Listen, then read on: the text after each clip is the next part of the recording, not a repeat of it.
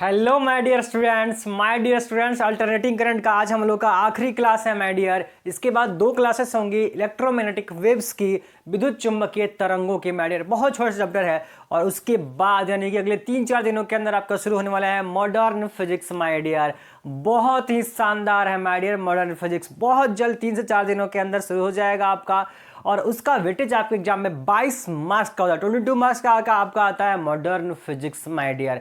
तो बहुत जल्द हम उसको लेकर के आ रहे हैं, 3 से 4 दिनों में उसकी क्लासेस शुरू हो जाएंगी। बहुत मैक्सिमम जगह पर अगर मैं चर्चा करूं तो ये जो चीज़ें हैं मॉडर्न फिजिक्स शायद नहीं पढ़ाई जाती हैं। बहुत सारे कोचिंग इंस्टीट्यूटों में इसे नहीं पढ़ाया जाता है, अगर कोई पढ़ाया जाता भी है तो शायद आधे अधूरे तरीके से पढ़ाया जाता है। पर मैं आपको शानदार और ज़बरदस्त तरीके से मॉडर्न फिजिक्स पढ़ाने वाला हूं माय डियर। एक भी नंबर का क्वेश्चन वहां से आपका मिस नहीं होगा। 22 में पूरे के पूरे 22 नंबर आपके मॉडर्न फिजिक्स से आएंगे माय डियर, और आप लिख करके भी आएंगे। ठीक है, चलिए आज का क्लास हम लोग शुरू करते हैं माय डियर। तो अल्टरनेटिंग करंट के आखिरी टॉपिक पे हम लोग पहुंच गए हैं, जहां हम लोग पढ़ना है ट्रांसफॉर्मर के बारे में माय डियर। तो ये ट्रांसफॉर्मर आप लोग अक्सर हर जगह अपनी हर छोटी बड़ी डिवाइसों में, घरों में यूज होते हुए देखते ही हैं माय डियर, और इसका बड़ा सा वर्जन आप रोड पे देख सकते हैं। ठीक है, तो ट्रांसफॉर्मर क्या है हमारा, बेसिकली इसको हम सब समझते हैं कि ट्रांसफॉर्मर है क्या, क्या काम है इसका, और कैसे ये काम करता है, वर्किंग क्या होता है। ये 3 बातें हमको जानी है। इसके कंस्ट्रक्शन के बारे में, ये किस बेसिस पे प्रिंसिपल पे काम करता है, और उसका वर्किंग कैसे होता है। जैसे नॉर्मली किसी थ्योरेटिकल क्वेश्चन के अंदर होता है कि एक डायग्राम होता है, उसको पूरी तरह से एक्सप्लेन करना होता है, जैसे 10th में करते आए हैं, वैसा ही आपका एक टॉपिक है ट्रांसफॉर्मर माय डियर। तो चलिए शुरू करते हैं और जानते हैं हमारा ट्रांसफॉर्मर क्या है। ये 2 फोटो मैंने बना रखी है। ऊपर वाला फोटो थोड़ा सा तिरछा हो गया है, कोई दिक्कत नहीं है, आप समझदार हैं, समझ सकते हैं। ठीक है, तो 2 तरह के ट्रांसफार्मर हमको जाननी है। एक होता है स्टेप अप ट्रांसफार्मर और एक होता है स्टेप डाउन ट्रांसफार्मर। ध्यान देंगे आप, वीडियो पॉज करके ये दोनों जो फोटो अपनी कॉपी में जरूर डायग्राम ड्रॉ करेंगे माय डियर। एक्चुअली में ऐसा ट्रांसफार्मर होता है क्या, बोला है सर ऐसा तो हम नहीं देखते हैं। तो देखोगे कहाँ, ये कोई ट्रांसफार्मर नहीं है, ये ट्रांसफार्मर का छोटा सा पार्ट है, उसको हम लोग कोर बोलते हैं। क्या बोलते हैं? कोर, क्रोड जिसको हम लोग कह ले, वो क्रोड है। एक्चुअली में हम लोग सिर्फ क्रोड ही ड्रॉ करते हैं, वरना ट्रांसफार्मर में तो सैकड़ों कंपोनेंट होते हैं। उसके बारे में हम लोग पूरी तरह से स्टडी करके सारा डायग्राम ड्रॉ करना पॉसिबल नहीं है। तो सिर्फ हम लोग कोर मैकेनिज्म हम लोग पढ़ते हैं माय डियर उसका। ये है ट्रांसफार्मर। ऊपर वाला है स्टेप अप ट्रांसफार्मर, नीचे वाला है स्टेप डाउन ट्रांसफार्मर। एकदम फोटो हूबहू है। कहाँ गलती होगी आपके फोटो ड्रॉ में करने में, ये देखेंगे ध्यान से देखिए। जो स्टेप अप ट्रांसफार्मर है माय डियर, उसके प्राइमरी कॉइल, ये सेकेंडरी कॉइल, यहां भी प्राइमरी कॉइल, सेकेंडरी कॉइल। ठीक, तो प्राइमरी कॉइल में जो लपेटा हमने लगाया है, जो फेरा तार लपेटे हैं, वो उससे कहीं ज्यादा तार लपेटा गया है सेकेंडरी कॉइल में। ये ध्यान दीजिएगा, जब फोटो आप बनाइएगा। बहुत बच्चे, मैं क्लासेस के अंदर भी देखता हूँ, बच्चे गलती करते हैं डायग्राम ड्रॉ करते वक्त। बोर्ड पे मैं ड्रॉ कर दिया हूँ, फिर भी बच्चे अक्सर कॉपी में गलती, ध्यान ही नहीं देते हैं कि क्या है। प्राइमरी कॉइल में जो फेरा लपेटा गया है तार का, कॉपर के तार का, उससे कहीं ज्यादा फेरा सेकेंडरी कॉइल में लपेटा गया है। तो आप इसमें सेकेंडरी कॉइल में ज्यादा फेरा लपेटिएगा, बनाइएगा। ये किस में? स्टेप अप ट्रांसफार्मर में। और स्टेप डाउन ट्रांसफार्मर जो नीचे वाला है, इसमें आप देखिए क्या है। स्टेप डाउन ट्रांसफार्मर में प्राइमरी में ज्यादा फेरा है और सेकेंडरी में कम ही फेरा लपेटा गया है। यानी कि प्राइमरी में ज्यादा तार लपेटना है आपको और सेकेंडरी में कम लपेटा गया है। तो इसको आप अच्छे से पहले ड्रॉ कर लीजिए। प्राइमरी कॉइल के साथ हमारा एक सोर्स जुड़ा हुआ है, जिसे हम लोग एसी सोर्स, एसी स्रोत बोलते हैं, जहां से हम करंट फ्लो करवाते हैं, भेजते हैं प्राइमरी कॉइल में। और सेकेंडरी कॉइल में बाहर में एक लोड जोड़ा हुआ है, लोड। यहां भी सेकेंडरी कॉइल से लोड जोड़ देते हैं। तो बहुत बच्चे लोड के बारे में नहीं जानते होंगे लोड क्या होता है, पर मैं कई बार लोड का डिस्कशन कर चुका हूं कि लोड का मतलब होता है बॉल, पंखे, एसी, कूलर, जो भी आपके घरों में इस्तेमाल होता है, उसी को हम लोग लोड बोलते हैं हमारे यहाँ। ठीक है, तो ये लोड को आप एक्चुअली में एक ह्यूज रेजिस्टेंस भी बोल सकते हैं, जो कि एनर्जी कंज्यूम करता है माय डियर। ठीक है, तो आप दोनों फोटो पहले ड्रॉ कर लीजिए, फिर हम लोग ये जान लेते हैं ट्रांसफार्मर के और आगे डिटेल में। ठीक है, मैं हट जाता हूं, आप पहले वीडियो पॉज करके नोट डाउन कर लेंगे। चलिए, तो अब बात कर लेते हैं ट्रांसफार्मर की। तो ट्रांसफार्मर क्या करता है, ट्रांसफार्मर क्या करता है माय डियर, जो काम करता है उसी बेसिस पे दो फोटो ड्रॉ किया गया है। नाम देखिए माय डियर, यहां पे लिखा हुआ है अप और यहां लिखा हुआ है डाउन, यही दो काम है। क्या काम है, अप और डाउन का काम है। मतलब अप और डाउन का क्या मतलब हुआ, मतलब ये हुआ माय डियर कि हमारा अल्टरनेटिंग करंट जब हम प्राइमरी कॉइल में भेजते हैं तो क्या होता है, सेकेंडरी कॉइल में फ्लक्स चेंज हो जाता है और उसकी वजह से सेकेंडरी कॉइल में एक धारा उत्पन्न हो जाती है और उस धारा का इस्तेमाल हम लोग अपने घरों में करते हैं या आगे की ओर, यानी कि जो डिवाइस में जहां लगे होगा वो आगे हमारा सेकेंडरी कॉइल से आगे करंट पास होता है। तो बोला क्यों हम इस्तेमाल कर रहे हैं, पर्पस क्या था इसका, बोला सर वोल्टेज को बढ़ाने और घटाने के लिए हम यूज करते हैं। आया बात समझ में क्या बोल रहा हूं। ट्रांसफार्मर एक आपका ऐसा डिवाइस होता है, ऐसा यंत्र होता है जो क्या करता है, वोल्टेज को या तो बढ़ा देगा और नहीं तो घटा देगा। वोल्टेज को या तो बढ़ा देगा नहीं तो फिर घटा देगा, दो काम करता है। तो ये बोला सर एक ही ट्रांसफार्मर में ऐसा होता है क्या, बोला सर नॉर्मली तो एक ट्रांसफार्मर में नहीं होता है, पर आजकल जो हाइब्रिड ट्रांसफार्मर आ रहे हैं उसमें इसकी पॉसिबिलिटी है कि होती हैं। और ये जो है बहुत तरीके के ट्रांसफार्मर होता है। अभी तो आपको सिंपली 12 लेवल पे आपको बस इतना ही जानना है, step up step down transformer. लेकिन जब अगर आप में से कोई भी लोग जो हायर एजुकेशन में जाएंगे, इंजीनियरिंग वगैरह में जाएंगे, इलेक्ट्रिकल इंजीनियरिंग अगर आप करेंगे तो वहाँ पे बहुत तरह के ट्रांसफार्मर होते हैं माय डियर। जो आप घरों के बाहर जो रोड पे ट्रांसफार्मर देखते हैं वो अलग तरीके का ट्रांसफार्मर होता है माय डियर। काम एक ही है, काम देखिए, काम अंतर नहीं है, काम सेम है, चाहे कोई भी ट्रांसफार्मर हो। आपका काम यह है या तो वोल्टेज को बढ़ाएगा या तो वोल्टेज को घटाएगा, मतलब कुल मिला के वोल्टेज को कंट्रोल करेगा। इसका मतलब ये हो गया कि ट्रांसफार्मर का इस्तेमाल हम लोग वोल्टेज को रेगुलेट करने में, वोल्टेज को नियंत्रित करने में करते हैं माय डियर। आया बात समझ में। तो अप का मतलब होता है ऊपर कर देना, बढ़ा देना, यानी कि ऐसा ट्रांसफार्मर जो हमारे वोल्टेज को बढ़ा दे, मतलब पीछे से कम वोल्टेज आए और बाहर में आपको ज्यादा वोल्टेज मिल जाए। ऐसा होता है, आप नॉर्मली देखते हैं स्टेबलाइजर जो घर में आप लगाते हैं, स्टेबलाइजर, उसमें यही तो होता है। स्टेप अप ट्रांसफार्मर ज़्यादा वोल्टेज आ रहा है तो कम वोल्टेज है तो उसको बढ़ा करके ज़्यादा वोल्टेज आपको दे देता है स्टेबलाइजर। नाम है स्टेबलाइजर, स्टेबल रखता है चीज़ों को, किसको, वोल्टेज को माय डियर। तो वहाँ भी किसका इस्तेमाल करते हैं हम लोग, ट्रांसफार्मर का इस्तेमाल कर रहे होते हैं।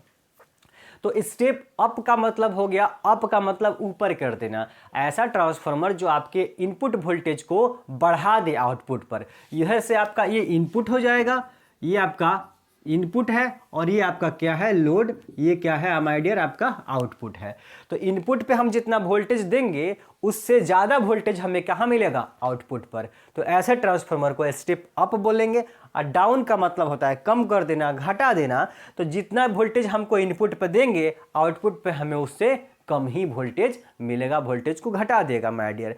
इसी बेसिस पे ये कॉइल्स लगाए गए हैं माय डियर। ध्यान देंगे, सेकेंडरी कॉइल में अगर तार ज़्यादा है तो फ्लक्स ज़्यादा जनरेट होगा। अब फ्लक्स ज़्यादा जनरेट होगा तो ज़्यादा फ्लक्स चेंज भी होगा, और ज़्यादा चेंज होगा तो ईएमएफ ज़्यादा उत्पन्न होगा, वोल्टेज ज़्यादा उत्पन्न होने वाला है। और सेकेंडरी कॉइल में जब फेरा ही कम है तो फ्लक्स भी कम ही जनरेट होगा और कम ही फ्लक्स में परिवर्तन भी होगा, तो वोल्टेज भी आपका क्या होगा, कम ही यहाँ पे जनरेट होता है। कहाँ, सेकेंडरी कॉइल में। और इस सेकेंडरी कॉइल में वोल्टेज ज़्यादा जनरेट होगा, विद्युत वाहक बल ज़्यादा उत्पन्न होता है। ये हो गया स्टेप अप ट्रांसफार्मर, ये हो गया स्टेप डाउन ट्रांसफार्मर। तो ट्रांसफार्मर क्या होता है ये हमने बहुत अच्छे से समझ लिया माय डियर। ठीक, स्टेप अप को भी समझ लिया, स्टेप डाउन को भी समझ लिया।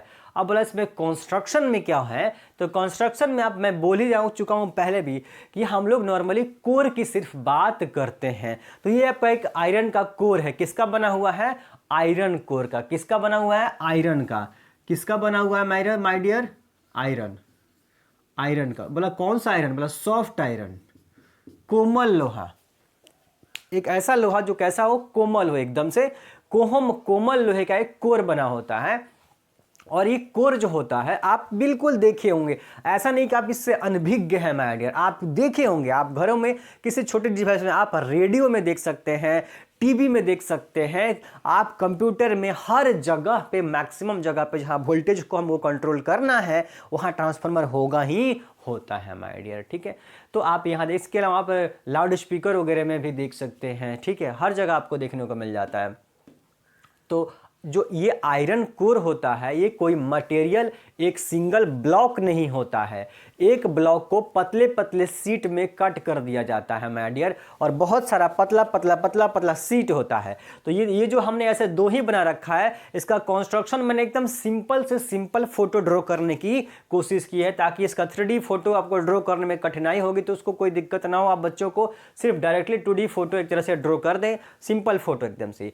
तो ये जो ऐसे आपको एक स्लैश, फिर इसके पीछे एक और स्लैश, उसके पीछे भी एक स्लैश, इसके पीछे भी कई सारे लेयर बने होते हैं। तो लेयर्स का मतलब होता है लेमिना, लेमिना का मतलब होता है पतले पतले सीट होते हैं माय डियर। ये बात मैं आपको ईडी करंट में ऑलरेडी पढ़ा चुका हूं, जब मैं आपको इलेक्ट्रोमैग्नेटिक इंडक्शन पढ़ाया था उसमें आपको ईडी करंट पढ़ाया था, और ईडी करंट में इस लैमिनेटेड सीट का कॉन्सेप्ट मैंने वहां भी आपको बताया हुआ है। तो लैमिनेटेड का मतलब होता है पतला पतला सीट्स माय डियर, एक पूरे ब्लॉक को, जैसे कि एक आपकी मोटी सी कॉपी है, तो कॉपी या किताब है उसमें बहुत सारे पन्ने हैं, तो वो सारे पन्ने क्या है माय डियर, वो सीट है, पतले पतले सीट हैं, उसी को हम लोग लैमिनेटेड सीट बोलते हैं माय डियर। ठीक, और हर सीट का एक दूसरे के ऊपर इंसुलेट कर दिया जाता है, अलग अलग रखा जाता है, मतलब हर सीट के ऊपर हम लोग एक परत चढ़ा देते हैं किसी मटेरियल का, जिसके कारण से एक का इफेक्ट दूसरे के ऊपर उतना नहीं होता है, और ऐसा इंसुलेशन कर देने की वजह से रेजिस्टेंस बहुत ज़्यादा हो जाता है, और जो ईडी करंट जो उत्पन्न होता है, ईडी करंट, भंवर धाराएं जो उत्पन्न होती हैं, वो भंवर धाराएं की वैल्यू कम हो जाती है, तो हमारी ऊर्जा जो लॉसेस होती है वो कम हो जाती है, ट्रांसफार्मर कम गर्म होता है। ये सारी बातें मैं ईडी करंट में पहले भी डिस्कस कर चुका हूं माय डियर, फिर से यहां ट्रांसफार्मर में वो सारी बातें बता रहा हूं। तो ट्रांसफार्मर के हमारे प्राइमरी कॉइल में ये सॉफ्ट आयरन का कोर होता है, नॉर्म लोहे का होता है, और इसके ऊपर हम लोग प्राइमरी और सेकेंडरी दो हिस्से होते हैं। प्राइमरी कॉइल में हम लोग तांबे का तार, और सेकेंडरी कॉइल में भी तांबे का तार। ये जो लपेटा लगाया गया है ये तांबे का बना होता है, कॉपर का बना होता है, तो कॉपर का वायर हम लोग जोड़ देते हैं, और प्राइमरी कॉइल के साथ में हम एसी सोर्स को जोड़ देते हैं, एसी सोर्स, जिससे कि हम करंट सप्लाई करेंगे। भाई ट्रांसफार्मर करंट पैदा थोड़े ना करेगा, अपने आप से करंट तो लाएगा नहीं, हम बाहर से करंट सप्लाई करते हैं। ठीक, और आगे उस करंट को वो पहुंचाने का काम करता है। तो हम इधर से करंट पहले इसको देंगे, प्राइमरी कॉइल को करंट देंगे, तो ये हमारा सोर्स हो गया जो हमें करंट दे रहा है इसको, और इसकी वजह से यहां सेकेंडरी कॉइल में क्या होगा, फ्लक्स में बदलाव होगा। तो ये कंस्ट्रक्शन हो गया कुल मिला के कि सेकेंडरी कॉइल में जो कॉइल होगा उसके साथ हम लोड को कनेक्ट कर देते हैं, और प्राइमरी कॉइल के साथ में सोर्स को कनेक्ट कर देते हैं। तो ट्रांसफार्मर क्या होता है, उसका कंस्ट्रक्शन क्या होता है, ये मैंने आपको बता दिया। अब बात करते हैं इसकी कि काम कैसे करता है ट्रांसफार्मर, आखिर इस सेकेंडरी कॉइल में वोल्टेज कैसे आ जाता है। तो ये भी कोई नई चीज नहीं है, ये भी माय डियर आप सभी को इलेक्ट्रोमैग्नेटिक इंडक्शन में म्यूचुअल इंडक्शन आप सभी को स्पेशल एक वीडियो बना करके ऑलरेडी आपको पढ़ा रखा है। इलेक्ट्रोमैग्नेटिक इंडक्शन के अंदर म्यूचुअल इंडक्शन, अन्योन्य प्रेरण माय डियर, बिल्कुल आपका जो ट्रांसफार्मर होता है वो अन्योन्य प्रेरण पे आधारित होता है, इलेक्ट्रोमैग्नेटिक इंडक्शन के बेस पे काम करता है माय डियर। बोला कैसे काम करता है सर, हम भूल गए, बता दीजिए हमें। कोई दिक्कत नहीं है, समझा देते हैं। देखिए ये है आपका प्राइमरी कॉइल, प्राइमरी कॉइल के साथ आपने एक एसी सोर्स को जोड़ दिया है। बोला सर जोड़ दिए हैं, कोई दिक्कत नहीं है, तो जोड़ दिए हैं तो यहां से करंट आप फ्लो कर रहे हैं ना माय डियर। बोला कर रहे हैं सर, तो जब करंट यहां से फ्लो करवाइएगा तो कैसा करंट आप फ्लो करवा रहे हैं। बोला सर अल्टरनेटिंग फ्लो करवा रहे हैं, इसका मतलब अल्टरनेटिंग करंट की वैल्यू तो लगातार बदलती है। बोला बदलेगी ही सर, और अगर अल्टरनेटिंग करंट लगातार बदलेगा तो उसका द्वारा जो मैग्नेटिक फील्ड, चुंबकीय क्षेत्र उत्पन्न होगा, वो चुंबकीय क्षेत्र का मान क्या होगा, बदलेगा। किसी कॉइल में या तार में जब धारा बहती है तो चुंबकीय क्षेत्र उत्पन्न होता है, और स्टेट ने बताया था, लाखों बार आपको ये बात मैं बता चुका हूं इससे पहले भी माय डियर। तो प्राइमरी कॉइल में जैसे हम करंट सप्लाई करेंगे क्या होगा, चुंबकीय क्षेत्र उत्पन्न होगा। लेकिन चूंकि ये अल्टरनेटिंग करंट है तो हमारा जो चुंबकीय क्षेत्र होगा वो लगातार बदलेगा, उसी चुंबकीय क्षेत्र के अंदर आपका ये सेकेंडरी कॉइल भी होता है माय डियर। जो चुंबकीय क्षेत्र ये उत्पन्न करेगा उसी चुंबकीय क्षेत्र में आपका ये सेकेंडरी कॉइल, मतलब कि ऐसे हम कह सकते हैं कि इसके मैग्नेटिक फील्ड के अंदर ही आपका सेकेंडरी कॉइल होता है। तो अगर आप यहाँ पे मैग्नेटिक फील्ड चेंज हो रहा है तो मैं उसी मैग्नेटिक फील्ड के अंदर आपने इसको भी रखा हुआ है, तो इस मैग्नेटिक फ्लक्स में बदलाव होना शुरू हो जाएगा। जब मैग्नेटिक फील्ड बदलता है तो मैग्नेटिक फील्ड लाइंस बदलती हैं, और जब मैग्नेटिक फील्ड लाइंस बदलती हैं तो मैग्नेटिक फ्लक्स भी बदलता है, चुंबकीय फ्लक्स भी बदल जाएगा। कब? जब चुंबकीय क्षेत्र रेखाएं बदलेंगी तब। और चुंबकीय क्षेत्र रेखाएं कब बदलेंगी? जब चुंबकीय क्षेत्र बदलेगा तब। और चुंबकीय क्षेत्र कब बदलेगा? जब धारा के मान में परिवर्तन होगा तब। तो बोला सर धारा के मान में परिवर्तन तो हो ही रहा है क्योंकि हम अल्टरनेटिंग करंट भेज रहे थे। ठीक है, तो जैसे हम क्या होगा, चुंबकीय फ्लक्स में परिवर्तन होने लगेगा इसके, वैसे ही इस सेकेंडरी कॉइल में विद्युतवाहक बल उत्पन्न हो जाएगा। जब किसी कॉइल के चुंबकीय फ्लक्स में परिवर्तन होता है तो उस कॉइल में आपका विद्युतवाहक बल उत्पन्न हो जाता है, और उस विद्युतवाहक बल की वजह से एक धारा प्रेरित हो जाती है। ये बात फैराडे ने बोला हुआ है, जिसको Faraday law of electromagnetic induction में मैं आपको पहले ही पढ़ा चुका हूं माय डियर। तो ये जो है इस सेकेंडरी कॉइल के फ्लक्स में परिवर्तन होगा, और उसकी वजह से इस सेकेंडरी कॉइल में एक इलेक्ट्रोमैग्नेटिक मोटिव फोर्स ईएमएफ यानी कि विद्युतवाहक बल उत्पन्न हो जाएगा, और उसी विद्युतवाहक बल की वजह से माय डियर इस सेकेंडरी कॉइल में एक करंट जनरेट हो जाएगी, और उसी करंट को हम कॉइल तार के थ्रू कहाँ पे बाहर निकाल लेते हैं, और उस बाहर निकाल करके अपना घरों में इस्तेमाल करते हैं। यानी कि जिस भी डिवाइस में हम लोग इस्तेमाल करना चाहेंगे उसमें हम लोग करते हैं, जहाँ भी हमें वोल्टेज को मेंटेन करने की बात होगी माय डियर। ठीक है, तो ये है ट्रांसफार्मर का वर्किंग माय डियर कि कैसे काम करता है। मतलब कैसे काम करने का मतलब ये हो गया कि आखिर सेकेंडरी कॉइल में आउटपुट पर हमें करंट कैसे मिल रहा है जब हम प्राइमरी कॉइल में करंट सप्लाई करते हैं। तो बहुत सिंपल बात है, अगर आप म्यूचुअल इंडक्शन, इलेक्ट्रोमैग्नेटिक इंडक्शन पढ़े हुए हैं तो आपके लिए कुछ भी नहीं है, बहुत सिंपल सी बात है। ये है ट्रांसफार्मर का फुल एक्सप्लेनेशन माय डियर। अब हमारा काम है फटाफट से नोट्स बनाना, तो कॉपी निकालिए और नोट्स बनाना शुरू करते हैं माय डियर। चलिए, सबसे पहले लिखेंगे a transformer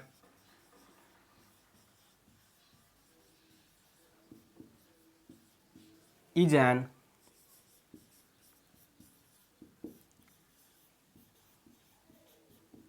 electrical device which convert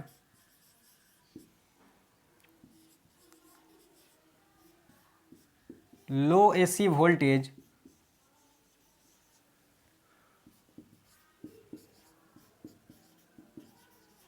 into high AC voltage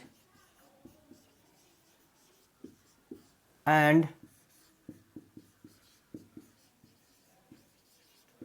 vice versa, मतलब इसका उल्टा भी, लो वोल्टेज को हाई वोल्टेज में कन्वर्ट करता है, और वाइस वर्सा का मतलब उल्टा भी, मतलब हाई वोल्टेज को लो वोल्टेज में भी कन्वर्ट करता है। तो मैं हट जाता हूं, आप ये नोट डाउन कीजिए अपनी कॉपी में,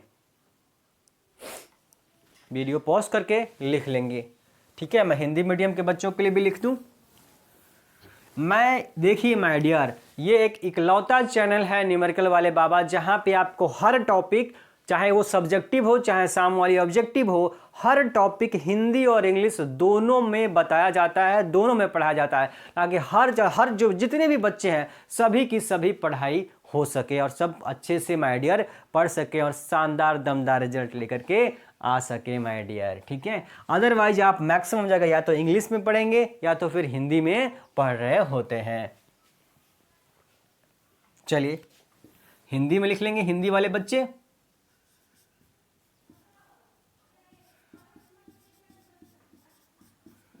ट्रांसफार्मर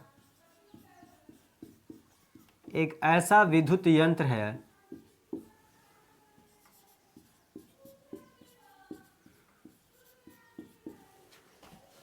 जो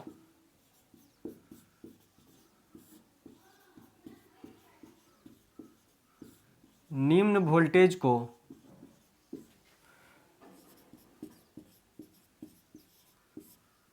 उच्च वोल्टेज में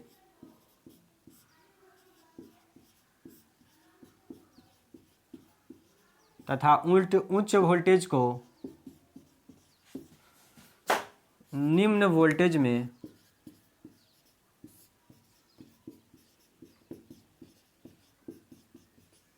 परिवर्तित करता है। निम्न वोल्टेज को उच्च वोल्टेज में और उच्च वोल्टेज को निम्न वोल्टेज में परिवर्तित करता है। हिंदी मीडियम के बच्चे भी लिख लेंगे, इसे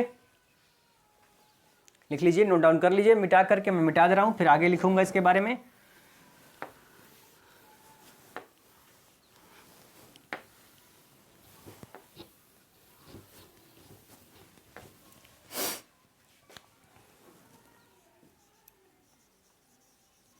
When it increases the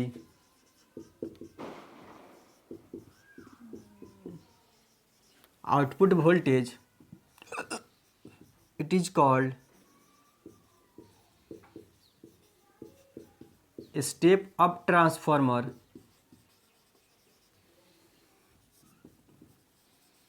and when decreases the output voltage,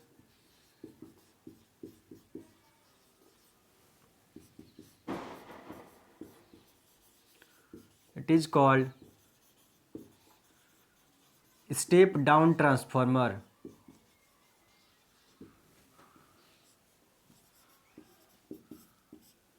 यदि यह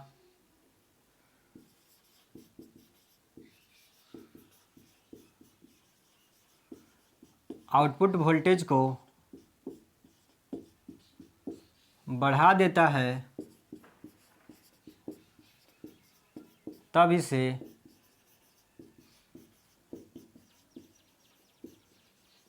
स्टेप अप ट्रांसफार्मर कहा जाता है।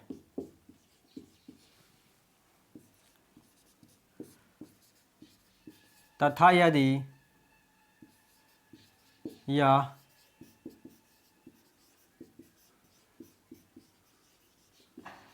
आउटपुट वोल्टेज को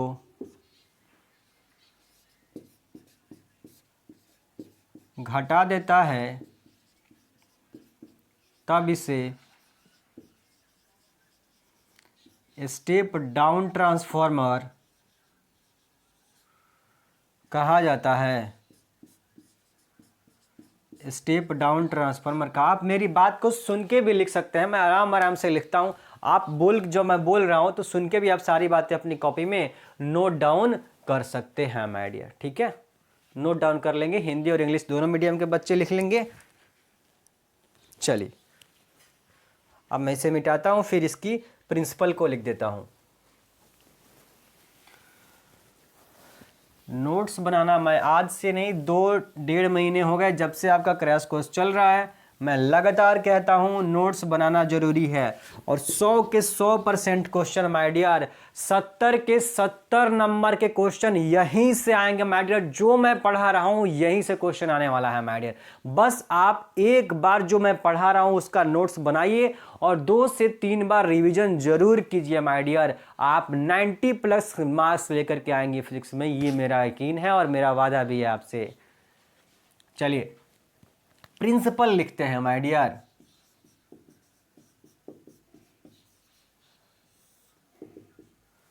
प्रिंसिपल की बात करते हैं, प्रिंसिपल लिखेंगे।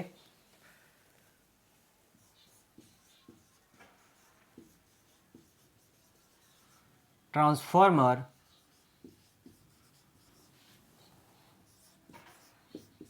Works on the principle of electromagnetic induction, EMI electromagnetic induction, bracket में लिख लेंगे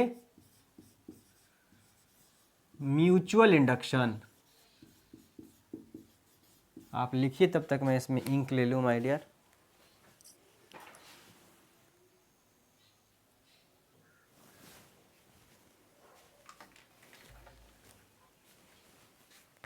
transformer works on the principle of electromagnetic induction my dear. हो सकता है आपको दिखने में थोड़ी सी प्रॉब्लम हो, मैं बोल दे रहा हूँ। Transformer works on the principle of electromagnetic induction, mutual induction bracket में लिख लेंगे। थोड़ा इंक खत्म हो गया था, चलिए आ गया इंक, चलिए लिख लेंगे इसे हिंदी में। यह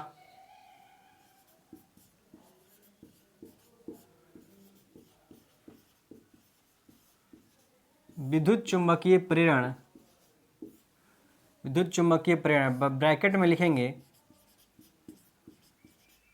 अन्योन्य प्रेरण,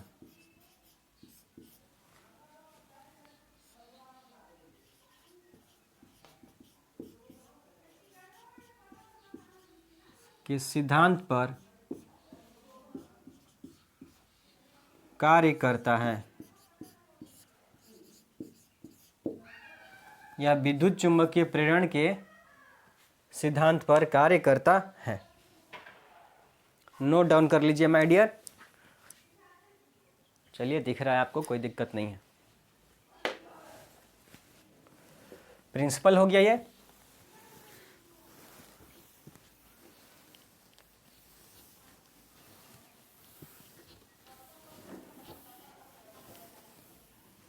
अब थोड़ा कंस्ट्रक्शन लिख लेते हैं।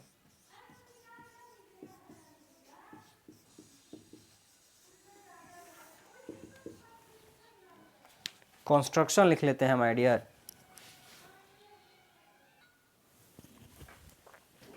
कंस्ट्रक्शन में लिखेंगे संरचना, कह लीजिए।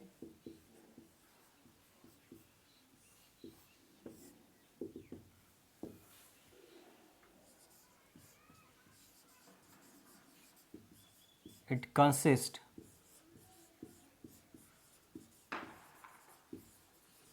a rectangular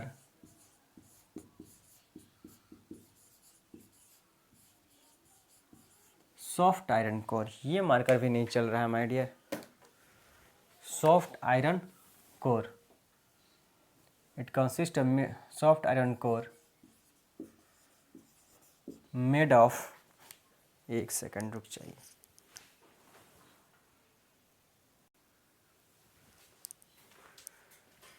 made of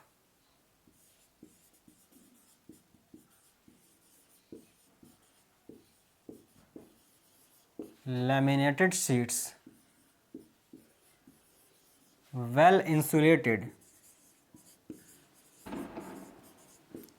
to each other so that the losses due to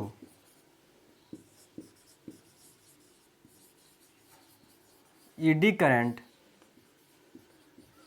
can be minimised. English medium के बच्चे फटाफट से नोट डाउन कर लेंगे माय डियर। मिटा करके हिंदी में लिखूंगा। चाहे तो इस लाइन इसमें और भी एक लाइन जोड़ सकते हैं, अभी जोड़ लेंगे। इसे वीडियो पॉज करके लिख लीजिएगा।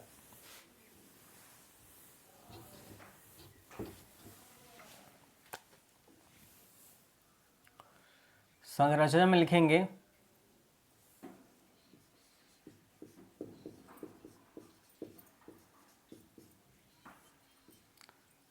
ट्रांसफार्मर का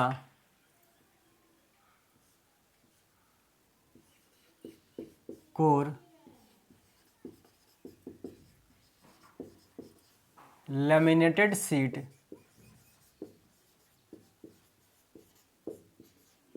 के रूप में नर्म लोहे का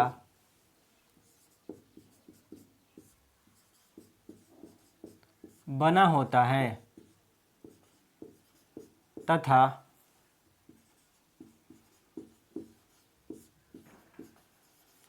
प्रत्येक शीट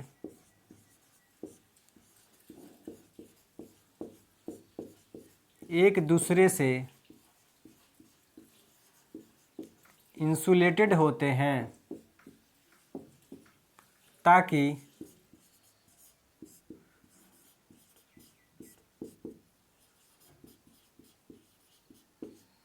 भंवर धाराओं के कारण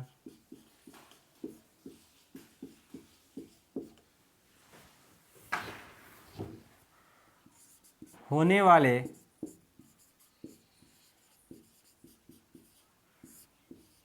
नुकसान को कम किया जा सके। हिंदी में लिख लेंगे माय डियर, ठीक है। और एक लाइन और लिख लेंगे इंग्लिश में। प्राइमरी कॉइल के साथ कौन जुड़ा होगा? ऐसे source the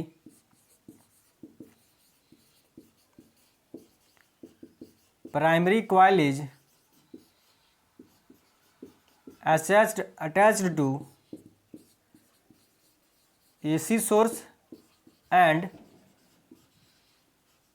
secondary coil is attached to load। Hindi medium के बच्चे वीडियो पॉज करके माय डियर नोट्स बना लीजिए। एक लाइन इसका हिंदी में लिख लेंगे, इसका हिंदी।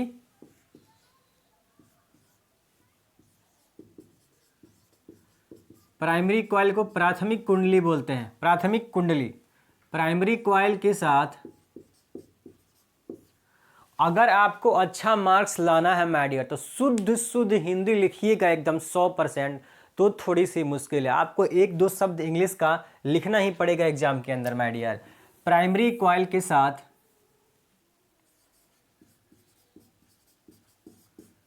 प्रत्यावर्ती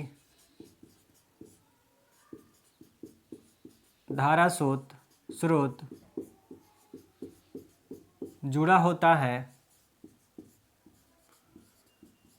जबकि सेकेंडरी कॉइल द्वितीयक कुंडली सेकेंडरी कॉइल के साथ लोड को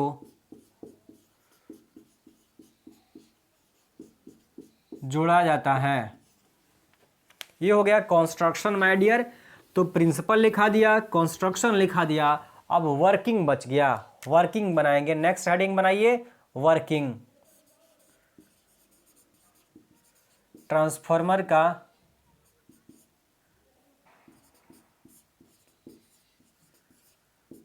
क्रियाविधि लिखेंगे वर्किंग में। when alternating current is flowing in primary coil, then there is change in magnetic flux of secondary coil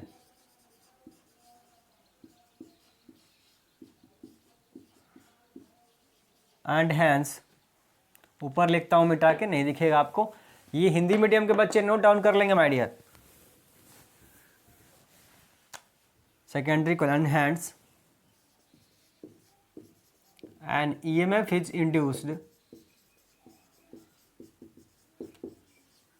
in the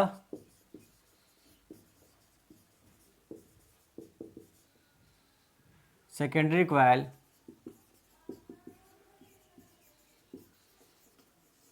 which is supplied to the load। ये हो गया आपका क्रियाविधि वर्किंग। हिंदी में लिख लेंगे, क्रियाविधि को हिंदी में लिख लीजिए, इसका पूरा एक्सप्लेनेशन है। ये हिंदी में आपको इंग्लिश में लिख दिया, अब हिंदी में लिख देता हूँ। देखिए क्रैश कोर्स चल रहा है और जितनी सारी ट्रांसफार्मर के अंदर बातें हैं कि आप अगर सारी कहानी लिखते चले जाइएगा तो माय डियर 10 नंबर भी कम पड़ जाएंगे, यानी कि 5-6 पन्ने का हो जाएगा। उतना हमको करना नहीं है माय डियर, ठीक है। तो लिखेंगे जब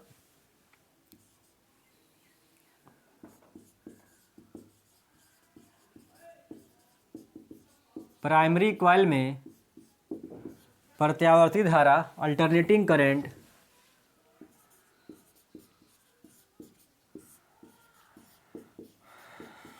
प्रवाहित की जाती है, तब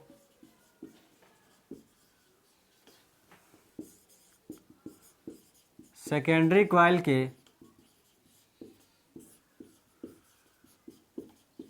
चुंबकीय फ्लक्स में परिवर्तन होता है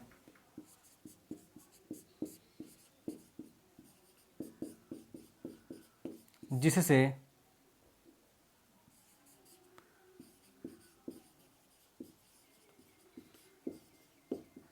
सेकेंडरी कॉइल में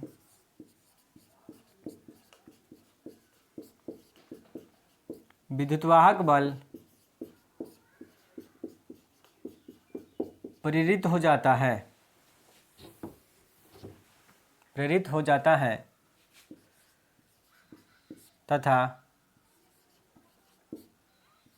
यह विद्युतवाहक बल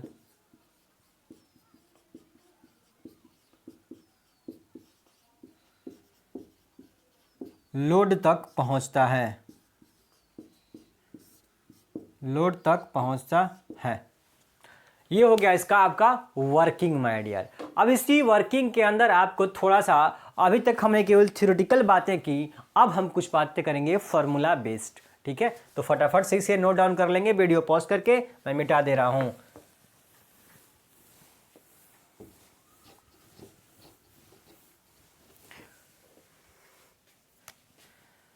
नेक्स्ट लिखिए, if there is no magnetic flux leakage, यदि फ्लक्स का लीकेज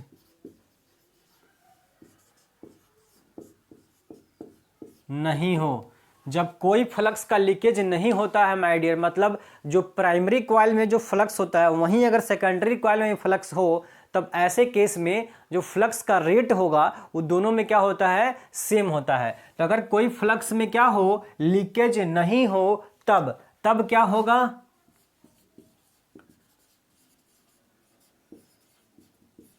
प्राइमरी कॉइल में EMF in primary coil E1 क्या हो जाएगा, माइनस का N1 d∅dt, जहां N1 क्या है, नंबर ऑफ टर्न है प्राथमिक कॉइल में। प्राइमरी कॉइल में फेरा है, बोला सेकेंडरी कॉइल में कितना हो जाएगा,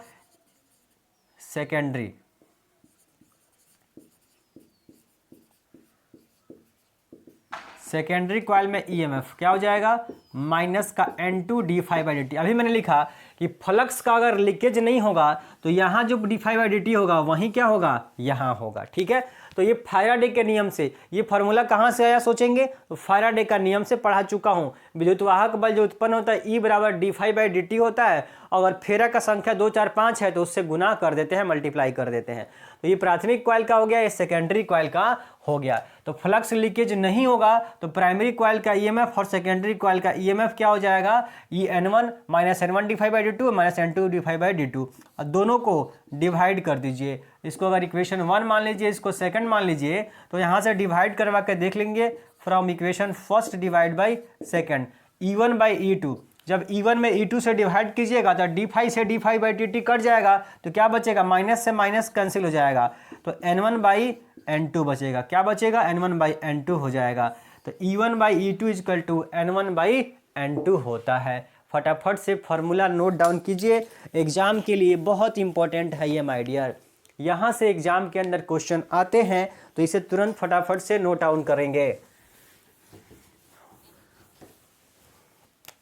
ठीक है, ये लिख लेंगे।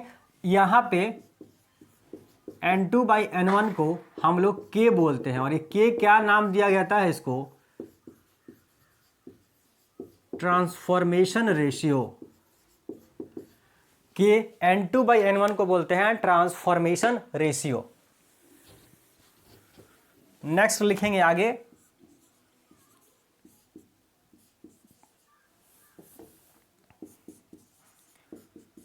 फॉर आइडियल ट्रांसफॉर्मर, अगर आदर्श ट्रांसफॉर्मर हो, कैसा हो, आदर्श हो,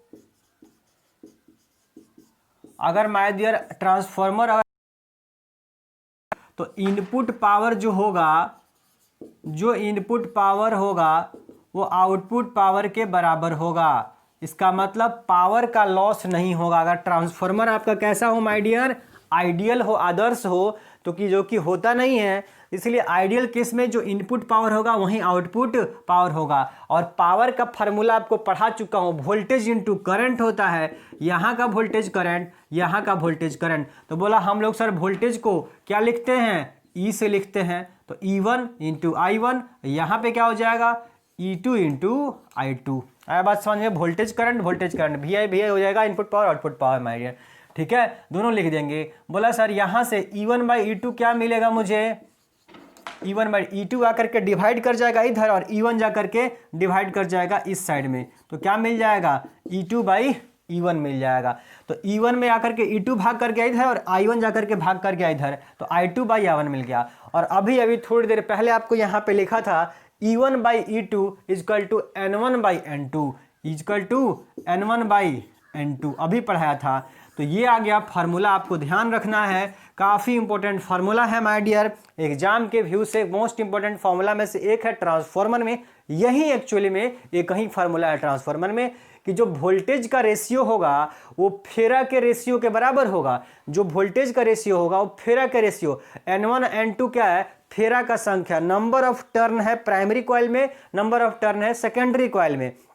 लेकिन जो करंट का रेशियो होता है वो उल्टा होता है। करंट का रेशियो क्या करता है, उल्टा। तो जो वोल्टेज का रेशियो होता है वहीं फेरा का रेशियो होगा और करंट का रेशियो उसके उल्टा में होता है, अपोजिट में होता है माय डियर। इसे आप नोट डाउन कीजिए अपनी कॉपी में, ठीक है। अब मैं मिटा दे रहा हूं, आप वीडियो पॉज करके नोट डाउन कर लेंगे। ये ट्रांसफॉर्मर हो गया माय डियर, ट्रांसफॉर्मर का फुल एक्सप्लेनेशन मैंने आप सभी के लिए कर दिया है यहां पे। तो आप यहां से देख सकते हैं, नोट में लिख सकते हैं for step up. Step up के लिए क्या होता है हमारा, स्टेप अप में क्या होता है, फेरा N2 क्या होता है, ज्यादा होता है किससे सर, N1 से। तो N2 अगर ज्यादा है तो E2 भी क्या हो जाएगा, ज्यादा हो जाएगा। E2 भी क्या हो जाएगा, ज्यादा। अगर करंट क्या हो जाएगा, उल्टा कर लीजिए, तो करंट I1 जो है वो क्या हो जाएगा, ज्यादा। तो फेरा ज्यादा होगा, वोल्टेज आउटपुट पे ज्यादा लेकिन current come. For step down, step down नीचे के लिए सेकेंडरी कॉइल में फेरा क्या था, कम था, यानी कि N2 क्या हो जाएगा, कम हो जाएगा। तो अगर N2 कम होगा तो बोला सर वोल्टेज भी क्या हो जाएगा, कम हो जाएगा। और अगर वोल्टेज कम हो गया यहाँ पे तो N1 तो लिख ही चुके हैं, I1 ग्रेटर देन I2।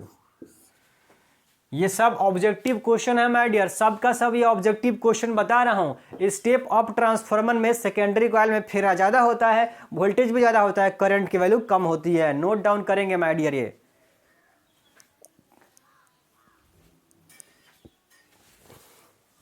अब ये हो गया आपका ट्रांसफार्मर। अब ट्रांसफार्मर का लास्ट टॉपिक पे हम लोग आ चुके हैं। लास्ट टॉपिक जस्ट नाम लिखेंगे, लॉसेस इन ट्रांसफार्मर। कौन सी लॉसेस, एनर्जी लॉसेस। पहला नंबर लिखेंगे आयरन लॉस या इडी करंट लॉस। दूसरा नंबर लिखिए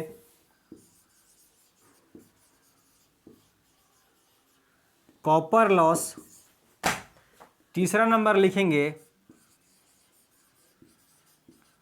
मैग्नेटो एस्ट्रिक्शन माय डियर। और भी बहुत तरह के लीकेज, फ्लक्स लीकेज भी होता है, एक और लिख लीजिए फ्लक्स लीकेज।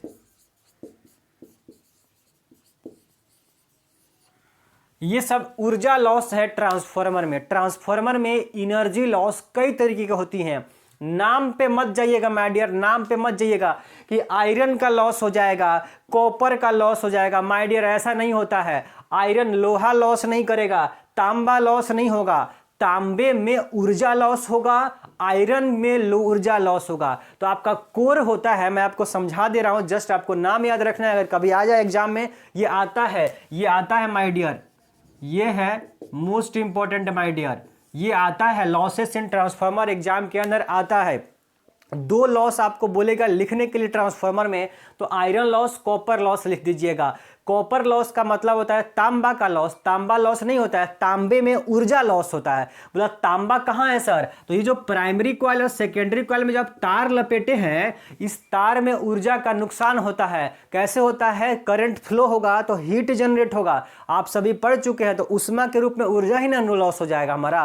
तो जो प्राइमरी और सेकेंडरी कॉइल में तांबे का तार होता है, उस तांबे के तार में हीट के फॉर्म में, उष्मा के फॉर्म में एनर्जी लॉस हो जाती है, जिसे हम लोग कॉपर लॉस बोलते हैं माय डियर। और आयरन लॉस, ये जो कोर हमारा बना हुआ है वो कोमल लोहे का बना होता है, और कोमल लोहे में हम लोग इड्डी करंट उत्पन्न होता है, भंवर धराएं उत्पन्न हो जाती है, और फिर से भंवर धराएं क्या करती हैं, उष्मा उत्पन्न करती हैं, गर्म हो जाता है और हमारी एनर्जी लॉस होता है, तो उसको हम लोग आयरन लॉस बोलते हैं, इड्डी करंट लॉस बोलते हैं। एक होता है मैग्नेटो एक्सट्रिक्शन। मैग्नेटो एक्सट्रिक्शन का मतलब होता है कि जब ट्रांसफार्मर होता है, गन ऐसे गन गन गन गन की गनगनाहट की आवाजें उससे आती हैं, तो साउंड प्रोड्यूस होता है, उसमें भी क्या होता है, एनर्जी लॉस होता है, जिसको हम लोग मैग्नेटो एक्सट्रिक्शन बोलते हैं। और लास्ट में होता है फ्लक्स की लीकेज, यानी कि कितना भी ट्रांसफार्मर को सील किया जाए, प्राइमरी और सेकेंडरी कॉइल से फ्लक्स की लीकेज हो ही जाती है माय डियर।